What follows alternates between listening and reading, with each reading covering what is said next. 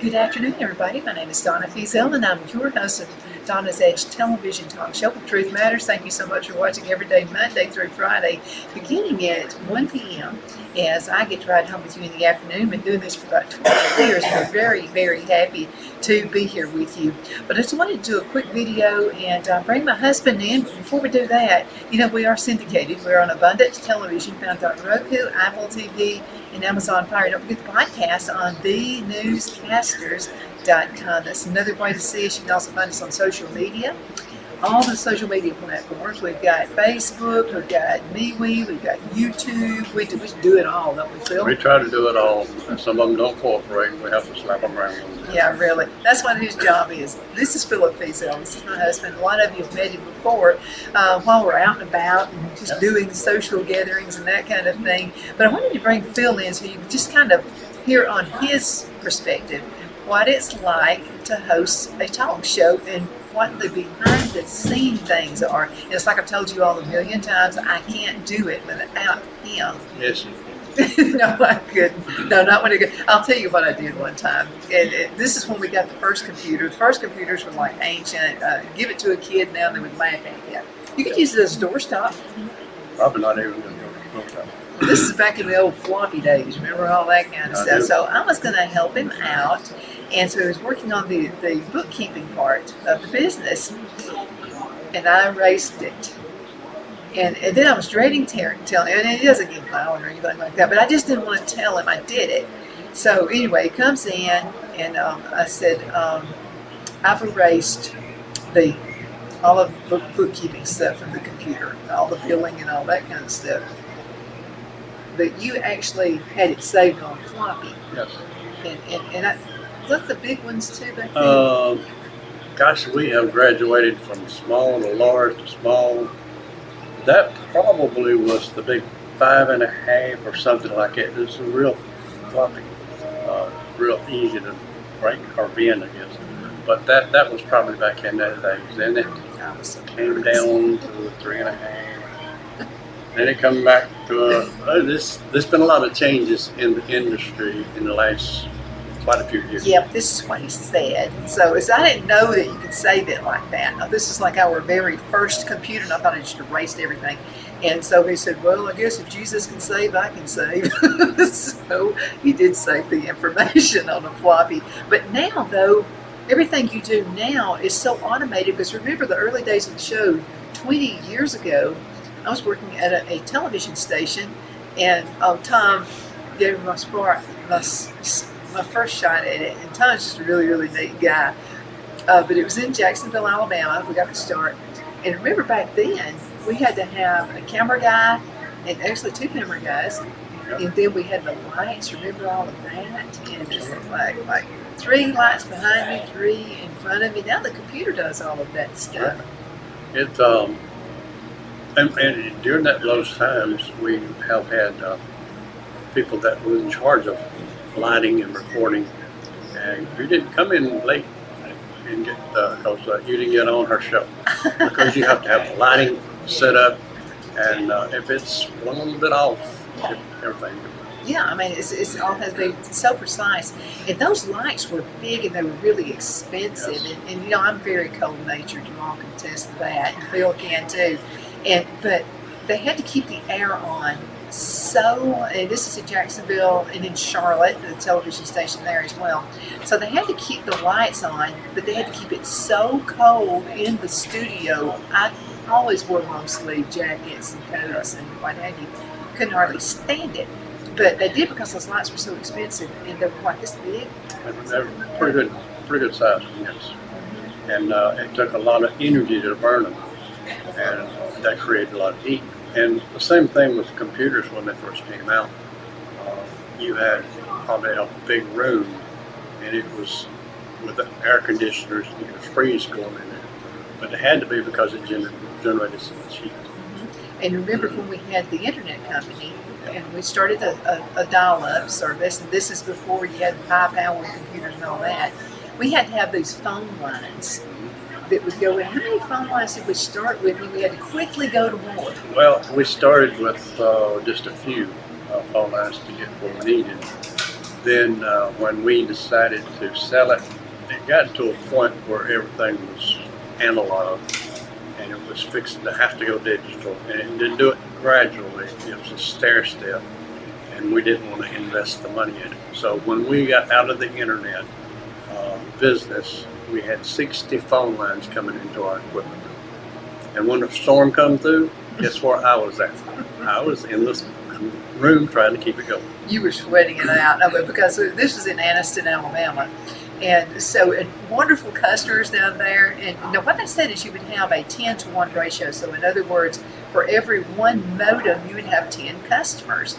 And so we never had the business. But if we had any customer who complained the least bit, we'd start adding more modems. That's right. And that's just the way we did it. So we sold that company to Highway out of Huntsville.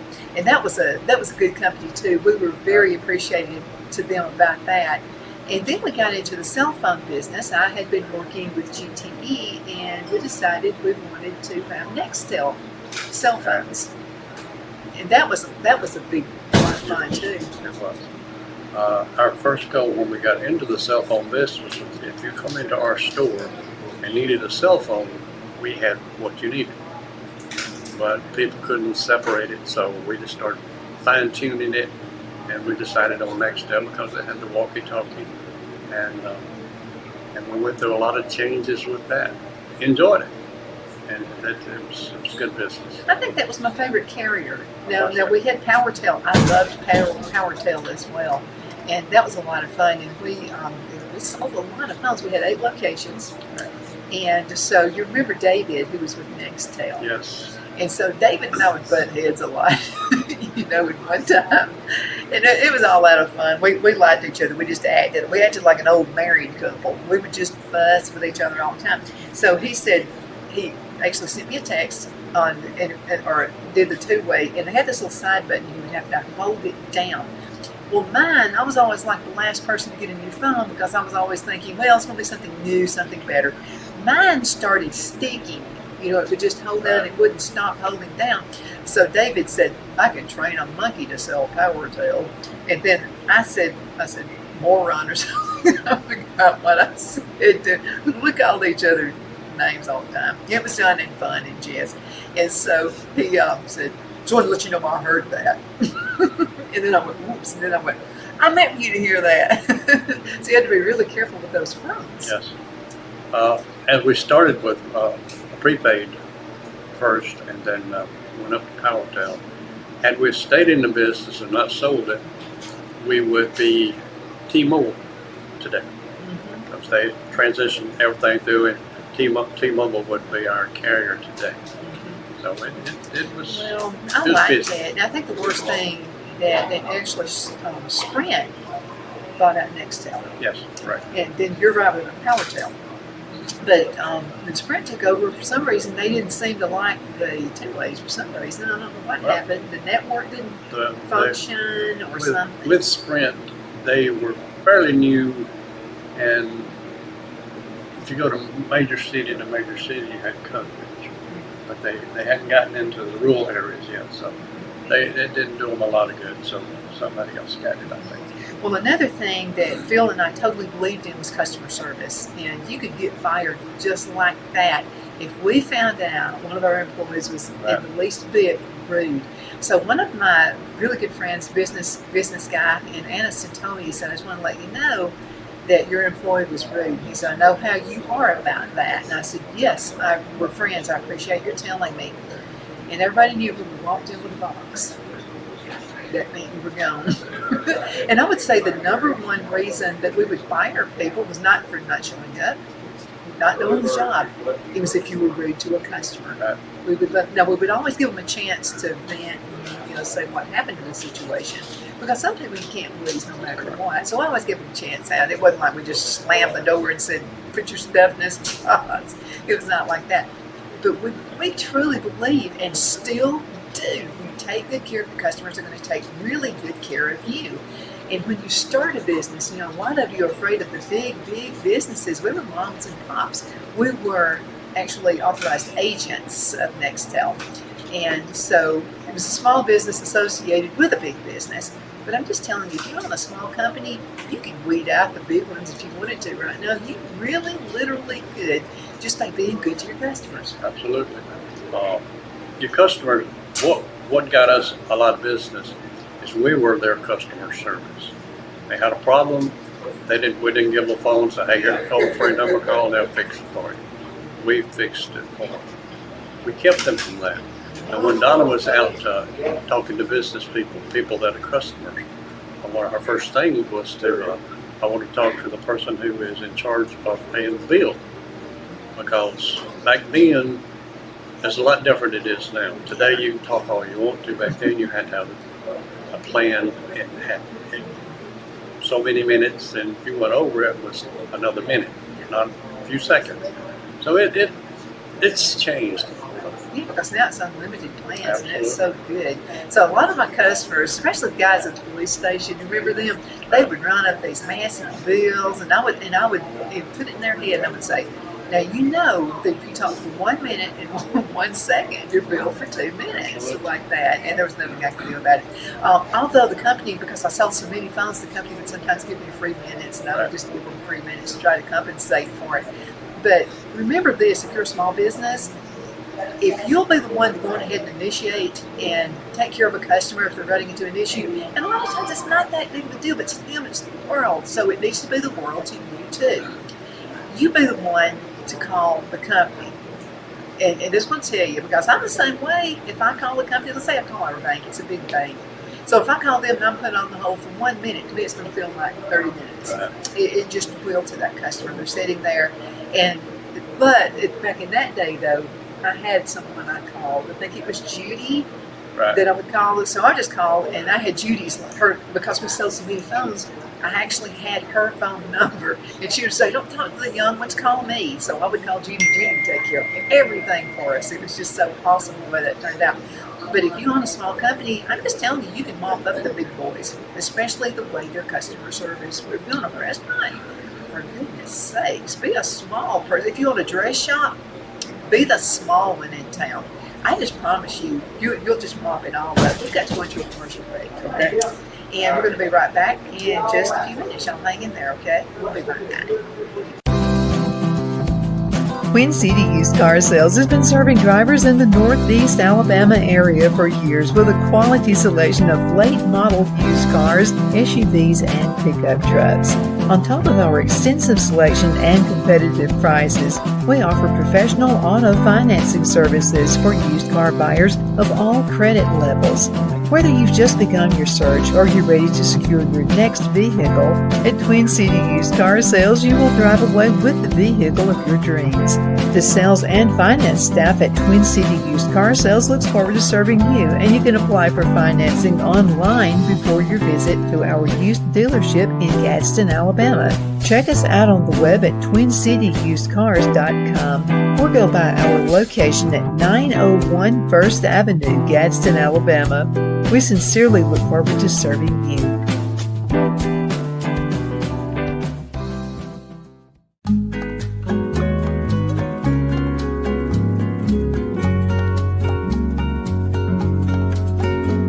At Lamone's Mexican Restaurant, located in Henniger, Alabama, and voted Best Mexican Restaurant of DeKalb County, Alabama 2020, we're here to serve you with authentic Mexican cuisine. Order easily online by going to lamonsmex.com or call 256-657-3999 to place your order. We're open Sunday through Thursday, 11 a.m. to 9 p.m. and Friday and Saturday, 11 a.m. to 10 p.m. Whether you're celebrating a cozy date night for two or a celebration for a crowd, at Lamone's you'll love our atmosphere and friendly servers. Thank you for dining with Lamone's Mexican Restaurant.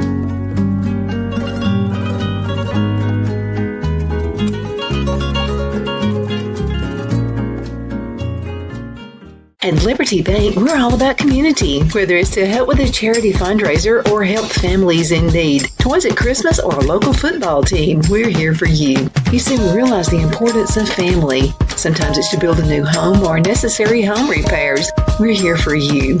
If you like the feel of a small town bank with all the conveniences of a big city bank, we're here to serve you. You will find us at any of our convenient locations in DeKalb, Marshall, Etowah, and Blount counties in North Alabama.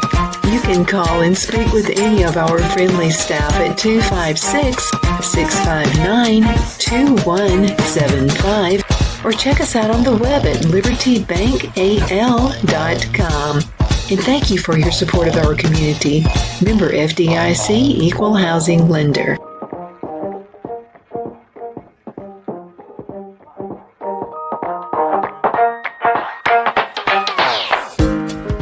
I'm excited to announce our Christmas extravaganza is finally here. Get this season's flannel sheets for as low as $59.98. They won't last long, so get them while you can. Our famous My Slippers, they haven't been on sale for over a year. Regularly $119.98, now only $59.98. Our 6-piece towel sets are back in stock with extremely limited quantities, only $29.98. With hundreds of MyPillow products, there's something for everyone on your Christmas list. Bathrobes, duvets, quilts, down comforters, and so much more. So go to MyPillow.com or call the number on your screen. Use your promo code to save on all MyPillow products. For example, flannel sheets for as low as $59.98, or our 6-piece towel sets, just $29.98. But that's not all. I'm extending our 60-day money-back guarantee until March 1st of 2025. Plus, all orders over $75 or more ship absolutely free. The only place I buy my beef is Lone Tree Ranch in Collinsville, Alabama. Their cattle is born and raised on their ranch, grass and grain fed, and you can feel confident when you serve your family and friends because their beef is all natural and no antibiotics or hormones are added. You can buy whole beef or perhaps go in with family or friends and buy half. Their customer service is number one as they take care of the delivery to their local processor and can deliver to your home for a small added fee. They also offer herd replacement heifers. I always call Lone Tree Ranch in Collinsville, Alabama for my beef specialty recipes and cookouts, and you can too. Food shortages are increasing, so buy local by calling 256-523-6462. That's 256-523-6462.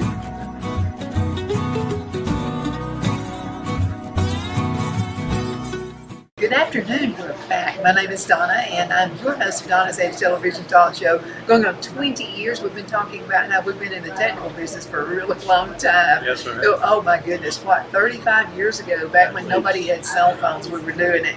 And it was so funny how the customers, you remember this?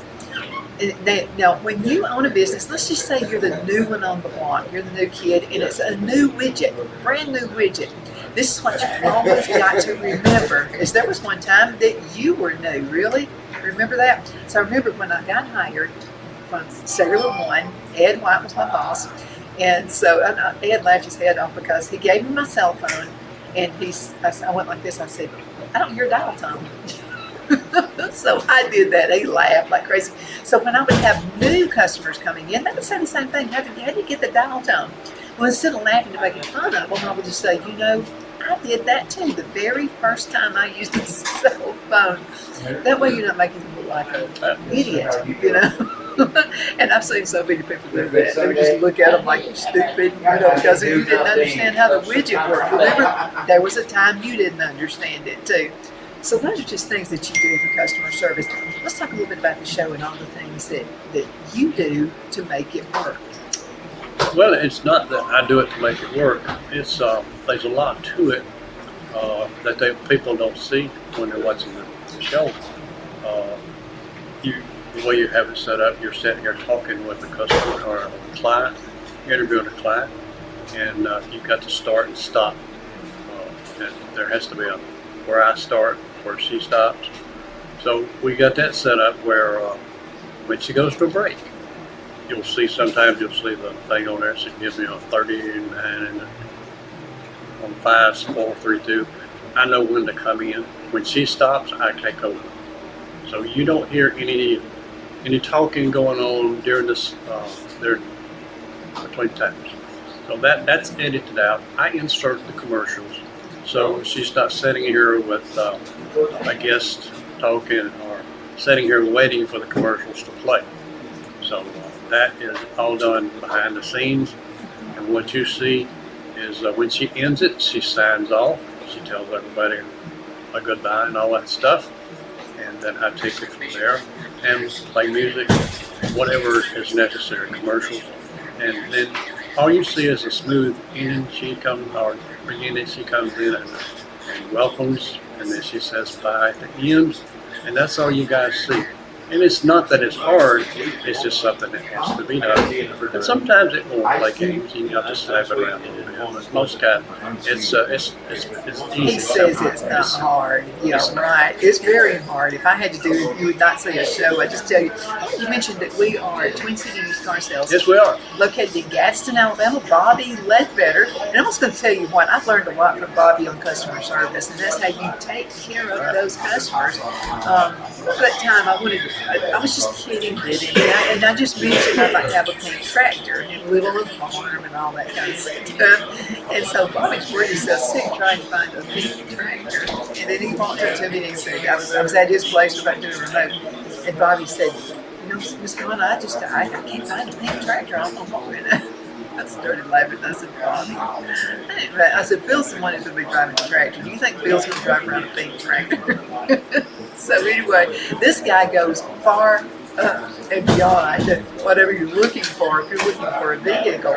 But that's not what I talk about. I don't even talk about all the great inventory he's got. I don't talk about all of those things. And he does. He has a great inventory, cars, trucks, SUVs. You want it, he's got it. We buy all of our vehicles through Bobby.